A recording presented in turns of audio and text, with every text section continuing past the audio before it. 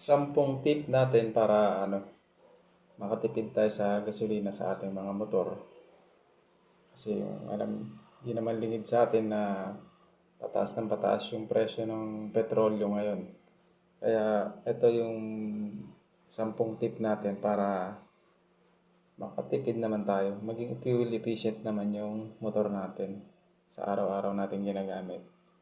Yung number one natin sa sampu nating tip, number one tip natin ay yung PMS, regular PMS ng ating mga motor.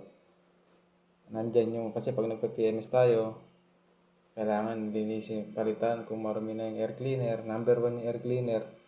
Pagka marumi na yan, yung nahihirapan na yung motor. Yan, nawawala na sa tamang air fuel mixture. Kaya lumalakas sa gas. Tapos yung, may mga nilinis pa dyan, yung oxygen sensor, yung nandyan sa may sensor niya sa may tambucho ng motor, minsan nandun siya sa may block mismo. Lalo yung mga FI, sa mga FI na motor, yan. Nakalagay yan dyan sa may exhaust, bandang exhaust. Tapos sa mga karburador naman, hindi karburador na motor, palinis yung karburador, spark plug. Then yung pinapa-PMS din yung preno kasi pag naninig masyadong masikip ang preno, isa rin sa nagpapakonsumo yan na malakas sa gas. Tapos yung mga cleanable na parts, halimbawa kung scooter naman, yung mga CVT, tapos kung kailangan ng i-refresh yung engine, masyado ng carbonated yung chamber, yan, nililinis na rin yan. Basta ipa-PMS nyo para naman makahinga ng maayos yung motor at makatakbo ng banayad. Tapos number 2 natin, yung engine oil. Susundin lang natin yung recommended na manufacturer recommended na oil. Yun yung susundin natin. Or kung may budget naman, mas kung fully synthetic yung gagamitin nyo kasi mas hindi hirap ang makina kapag fully synthetic kasi smooth yan. Tapos mabilis ang lubrication. Yan, mas malapot, mas mahirap ang makina. Pagka malabnaw yan, medyo magaan ang takbo ng makina niyan. Hindi siya nahihirapan. Kaya engine oil isa yan. Number 3 natin yung tire pressure. Yung tire pressure ng gulong dapat tama.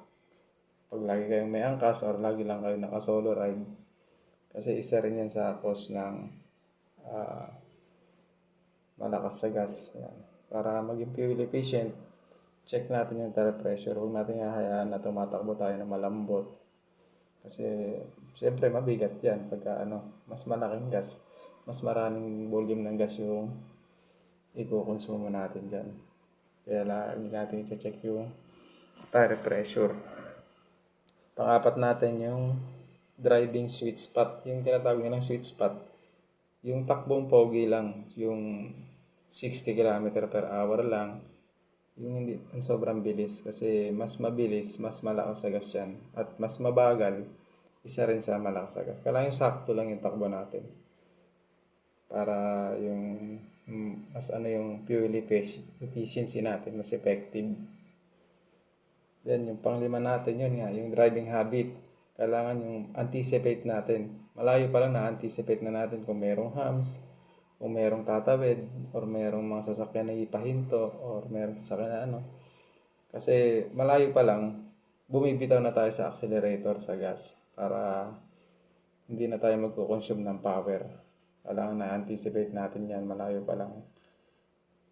Kumbaga nag-minor na tayo, bumibitaw na tayo. Tapos pag malapit na pag pinreno natin, yan. Kaya importante rin yung driving habit, yung anticipator natin. Kaya ma-anticipate natin yung mga nakakasalubong natin sa kalsada, mga tumatawid.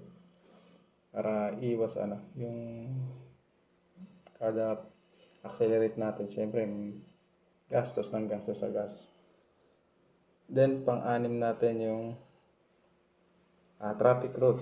Kapag biyahe kayo, mas maganda iwasan nyo na yung mga traffic na lugar. Kasi mas traffic, mas malakas sa gas yan. Mas maraming sinusunog na gas kasi mabagal. Tapos naka-idle lang. Tapos kapag nandun naman kayo sa traffic light, siguro kung matagal pa yung go, pwede nyo namang i-off yung engine nyo. Patayin nyo muna yung makina para makatipid din tayo. Kasi merong traffic light na umaabot ng ilang minuto. Then yung pangpito natin yung overload. Maraming karga sa motor, yung mga hindi naman kailangan, tanggalin na natin yung mga mabibigat. Yan, kasi pag dinagdagan natin ng bigat yung motor natin, syempre, kukonsumo yan. Mas maraming gas yung hinihingi yan. Hindi natin namamalayan na akala natin malakas na sa gas yung motor natin. Pero yun pala, meron lang tayong mga hindi natatanggal dyan. Pangwalo, yung gas cap. Yan, baka yung takip ng tangke natin, baka yung sira na yung goma. Yan, magkakaroon ng leak yan. Magkakaroon ng kasi evaporation yan. Nag-evaporate, tapos yan, may leak yung takip ng tangke. Yan, mauubos agad yung gasolina natin yan.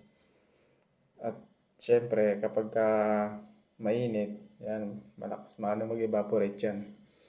At isa pa, mas maganda iparada natin yung motor natin wag sa, tirik na araw. Kasi mag-evaporate yung gasolina niyan. Halos matutuyo yan. Pang-siyam natin yung pagpapagasolina natin, yung pump calibration. Yung kung nakakalibrate ba yung ng maayos yung lagi natin pinupuntahan gasolinahan. Kasi pag hindi nakakalibrate, minsan kulang yung gasolina binibigay ng gas station. Siguro mas maganda kung magpapakarga tayo ng gasolina dun na sa may kilalang gas station. At yung syempre, yung mga bagong gasoline station, pump station na kilala. Huwag na tayo magpapagas dun sa yung mga luma na siguro iwasan na natin magpakarga dun sa mga lumang gas station tapos hindi naman kilalang kumpanya. Kasi hindi natin kung tama yung calibration dyan. Then pang 10 naman yung biyahe natin. Mas maganda siguro yung isahang biyahe lang tayo pagkalalabas. Or may pupuntahan tayo, isahang lakad na lang. Unahin muna natin syempre yung mas malayo, yun yung unahin natin kasi kapag ginuna natin yung malapit, kasi habang mailamig yung makina, mas malakas yung gas niyan. Mas malakas kumonsumo ng gas kasi hindi niya pa na-reach yung operating temperature ng makina. Kaya pag short ride tayo, yan, yung maano tayo sa gas niyan. Malakas sa gas niyan. Kapag yung laging malapit lang yung biyahe natin. At kung meron nga tayong biyahe, mas maganda kung isang biyahe lang. Para mas makakaano tayo sa gasolina. Hindi na tayo pabalik-balik. Mas makakatipid tayo sa gasolina. So yun yung natin, yung 10 tip natin para naman maibsan yung yung fuel price, yung increase masyadong mataas. Masyadong mahal ang gasolina kaya kailangan din natin na makatipid sa gasolina at maging fuel efficient yung ating motor. Yun yung 10 tips na ginagawa natin lagi para makatipid naman tayo.